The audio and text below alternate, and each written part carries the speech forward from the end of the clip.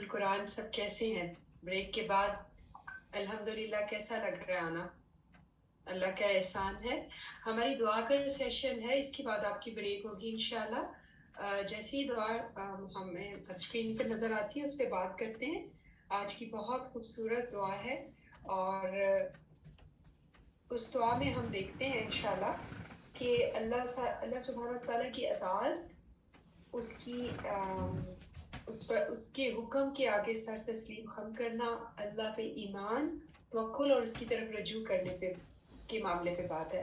تو اس میں اس دعا سے پہلے ہم تھوڑا سا دعا کے یقین اور اس پہ توکل پہ بات کرتے ہیں، کیونکہ یہ مین اس دعا کا انشاءاللہ اس میں ہے. اس کو ہم کیونکہ دعا میں جتنا یقین اور توکل زیادہ ہوگا نا، تو دعا کے مانگنے کا مزہ کچھ اور ہوگا. تو اس کو اس مثال سے سمجھ سکتے ہیں کہ جب ہمیں کوئی کام پڑتا ہے کسی سے، ایسا ہوتا ہے نا کہ ہمیں کسی نہ کسی مسائل کا سامنا، انسان ہونے کے ناطے ہمیں کبھی کسی مشکل کا سامنا ہوتا ہے تو ہم ارد گرد دیکھتے ہیں کہ ہم کس سے مدد لے سکتے ہیں. تو بعض دفعہ ہمارے ذہن میں کوئی آتا ہے کہ یہ فلاں فیملی ممبر ہے، وہ ہم اس سے مدد لے سکتے ہیں، اس کے بارے میں ہماری رائے ہوتی ہے کہ وہ ہمارا ہمدرد بھی ہے، ہماری بات بھی سمجھ رہا ہے، اس میں بہت حکمت بھی ہے اور بہت اچھے عہدے پر بھی فائز ہے، وہ ضرور ہماری مدد کرے گا. تو ہم جب اس یقین کے ساتھ اس بندے کی طرف جاتے ہیں تو کیسا فیل ہوتا ہے؟ ایسا لگتا ہے نا جیسے ہمارا آدھا مسئلہ آلریڈی سالو ہو گیا ہے.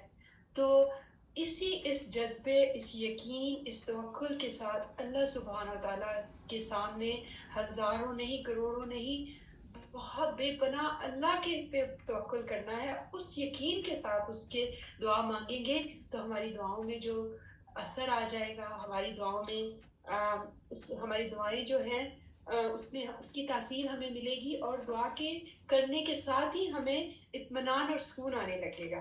تو آج کی دعا دیکھتے ہیں، اس کا خوبصورت ترجمہ دیکھتے ہیں. اے اللہ، میں تیری فرما بردار ہو گئی اور تجھ پر ایمان لائی اور تجھ پر بھروسہ کیا اور تیری طرف رجوع کیا اور تیری مدد سے دشمنوں سے لڑی. اے اللہ، اے میرے اللہ، میں تیری عزت کی پناہ مانگتی ہوں. تیرے سوا تو کوئی الہ ہی نہیں کہ تو مجھے بھٹکا دے، اور تو زندہ ہے، کبھی نہیں مرتا، اور جن اور انسان مر جاتے ہیں. تو اس دعا کی دیکھتے ہیں ہائی لائٹس یہ ہے کہ ہمیں پورے یقین اور توکل کے ساتھ اللہ کی طرف رجوع کرنا ہے.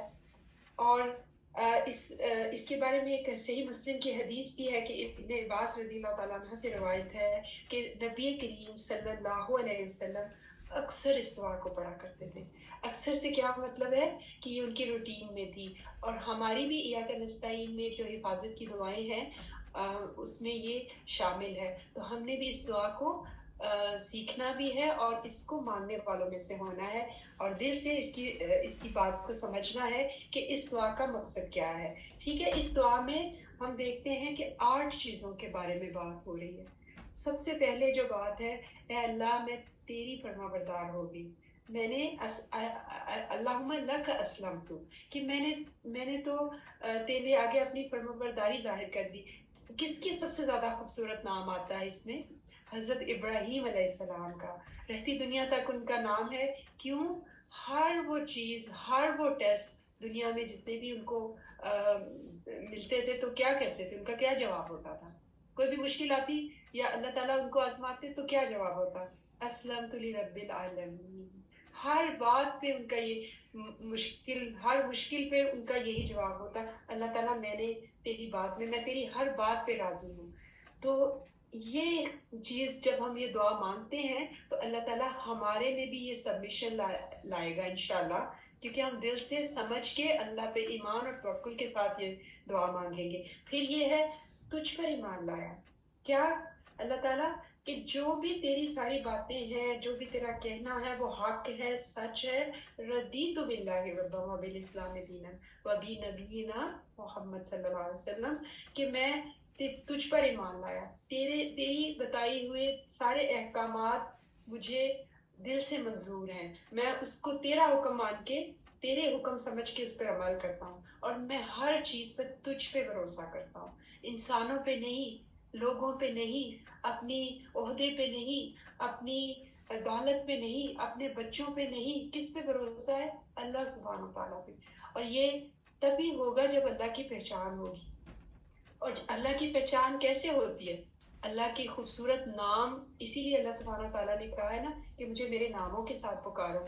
تو جب ہم اللہ کی صفات ہمیں پتہ ہوتی ہیں کہ اللہ ہمارے قریب ہے، قریب و مجیب اس کی صفت کے ساتھ جب ہم کرتے ہیں، تو پھر اللہ سبحانہ تعالیٰ ہمیں کن چیزوں میں اللہ سب سے زیادہ قریب ہوتا ہے؟ جب ہم نماز پڑھتے ہیں تو اللہ ہمارے قریب ہوتا ہے. جب ہم سجدے میں جاتے ہیں تو سب سے قریب ہوتا ہے. تہجد میں اللہ تعالیٰ ہمارے قریب ہوتا ہے. تو ہمیں کیا، جب اللہ سبحانہ تعالیٰ خود کہتے ہیں کہ بتاؤ کون ہے جو مجھ سے کچھ مانگتا ہے تہجد میں، تو ہم سو رہے ہوتے ہیں.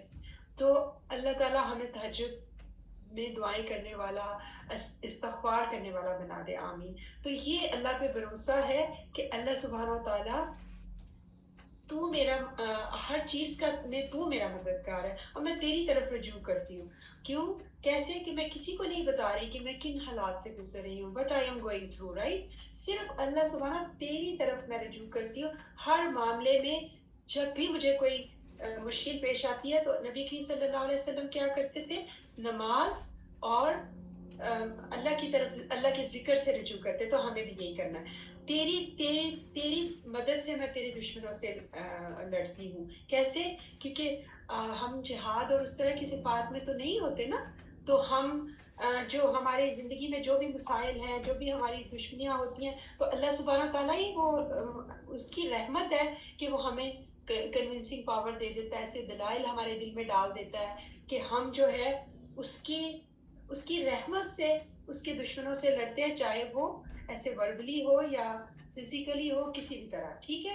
تو اللہ تعالیٰ سے اللہ کی رحمت کو مان رہے ہیں ہم، اور ہم اللہ کی اس رحمت کی وجہ سے کہہ رہے ہیں اللہ تیری عزت سے تیری پناہ میں آتے ہیں. اس کا کیا مطلب ہے؟ اللہ کی عظمت کو مان رہے ہیں، اللہ کی بڑائی کو مان رہے ہیں، اور اللہ کی شان کے مطابق اس سے مانگ رہے ہیں. ٹھیک ہے نا؟ اور ہم اللہ کی وحدانیت کو مان رہے ہیں کہ اللہ تیرے علاوہ تو کوئی الہ نہیں. جب ہم اس بات کو مان لیتے ہیں تو کیا فائدہ ہوتا ہے؟ ہم سارے دنیا کی جو چھوٹے چھوٹے الہ ہیں جن کو ہم سمجھتے ہیں کہ یہ ہمارے مسئلے حل کر دیتے ہیں، وہ کبھی مدد کرتے ہیں، کبھی نہیں کرتے. لیکن جب ہم اللہ سبحانہ تعالیٰ کو اپنا واحد الہ مانتے ہیں، سب سے پہلے اس کی طرف رجوع کرتے ہیں، تو جو بھی وہ اسباب بناتا ہے وہ ہمارے لیے بہترین ہوتے ہیں. اور ہمیں اللہ تعالیٰ کی اس سے، اللہ کو الہ ماننے سے ہمیں یہ ملتا ہے کہ ہم سبحان اللہ کے ہدایت جو اللہ تو نے دی ہے وہ بھی صرف تیری رحمت کی وجہ سے. اگر تو ہمیں ہدایت نہ دیتا، ہمیں یہ قرآن کا ساتھ نہ دیتا، ہم بھی تو لاسٹ ہوتے نا. کیونکہ کہاں پر لوگ جو ہے ان کو نہیں پتا کہ سیدھا راستہ کیا ہے. اللہ کا بے پناہ شکر ہے، میرا بھی اور آپ کا بھی، کہ ہمیں اللہ نے قرآن کے ساتھ جوڑ دیا. پھر اے اللہ تو ہمیشہ رہنے والا ہے، کہ اللہ کے ساتھ ہمیشہ رہنے والی ہے نا.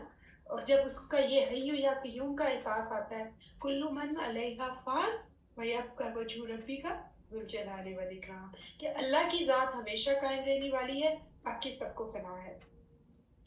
پھر یہ ہم دعا کب مانگ سکتے ہیں؟ یہ دعا ہم کب پڑھیں؟ ہر وقت پڑھ سکتے ہیں. جب بھی ہمیں یہ زندگی میں کوئی آزمائش اور ٹیسٹ آتا ہے اور ہمیں خیال آتا ہے کہ وائی نہیں، مجھے کیوں یہ ٹیسٹ آ رہا ہے، تو ہم یہ اللہ سبحانہ تعالیٰ سے مانگتے ہیں. اور جیسے ہی ہم مانگتے ہیں تو فائدہ کیا ہوگا؟ فائدہ یہ ہوگا کہ ہم اللہ تعالیٰ کو کمپلیٹ سبمیشن کر لیتے ہیں، اس کو اپنا رب مان لیتے ہیں، اس پہ توکل کرتے ہیں. تو اس سے یہ ہوتا ہے کہ ہمارے دل میں ایک اطمینان اللہ ڈال دیتے ہیں جب یہ ہم پوری طرح سرنڈر کرتے ہیں. جب ہمارا توکل ہو جاتا ہے تو ہم ریلیکس ہو جاتے ہیں کہ ہم نے ایک ایسی ہستی کے ساتھ اپنا معاملہ جوڑ لیا جو ہر چیز پر قادر ہے. تو اللہ تعالیٰ مجھے اور آپ کو اس دعا کو ماننے والا بنائے، اور اللہ تعالیٰ کی صفات کے ساتھ، اللہ کی جو عظمت ہے، اور خشوع و خضوع کے ساتھ اور دل کی حضوری کے ساتھ اللہ کو قریب کرتے ہوئے، قریب مانتے ہوئے کہ وہ میری دعائیں سننے والا ہے، اور اِنَّکَ عَلَىٰ كُلِّ شَيْءٍ قدیر ہے. اللہ تعالیٰ مجھے آپ کو یہ دعائیں کرنے والا بنائے. آمین. اس دعا کو سیکھیے گا. اب انشاءاللہ تعالیٰ اس کی تجوید دیکھتے ہیں. اس کو سسٹر خالدہ کے ساتھ انشاءاللہ آپ پڑھیے گا، اور اس کے بعد اس کی بریک ہوگی انشاءاللہ آپ لوگوں کی.